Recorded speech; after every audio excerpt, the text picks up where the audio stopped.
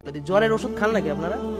আমি বলি জ্বরের ওষুধ কেন খাবেন না, কারণ হলো বডিতে যখন ভাইরাস অ্যাটাক করে, বডি ভাইরাসের বিরুদ্ধে যখন লড়াই করে, তখন বডি ইচ্ছা করে আপনার টেম্পারেচার বাড়ায় রাখে। বেশি টেম্পারেচারে ভাইরাস সুবিধা করতে পারে না।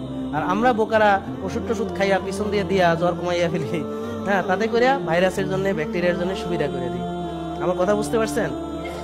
যে জ্বর থাকলে শরীরে আপনার বডির ইমিউনিটি ভালো কাজ করে ওই সময়, কারণ ও ইচ্ছা করে টেম্পারেচার বাড়ায় যে এত হাই টেম্পারেচারে ওরা প্রোগ্রেস করতে পারবে না, ওরা সুবিধা করতে পারবে না, হ্যাঁ।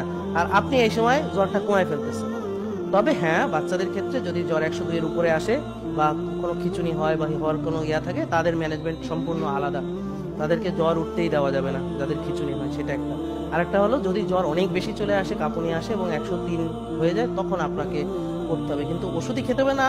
আপনি ধরেন স্পঞ্জ করতে পারেন, আপনি ধরেন এটাকে যে হালকা গরম পানিতে ভিজাবে, যে স্পঞ্জ স্পঞ্জ করে গাটা মুছিয়ে আস্তে আস্তে আস্তে আস্তে, এটা হলো যে সবচেয়ে ভালো।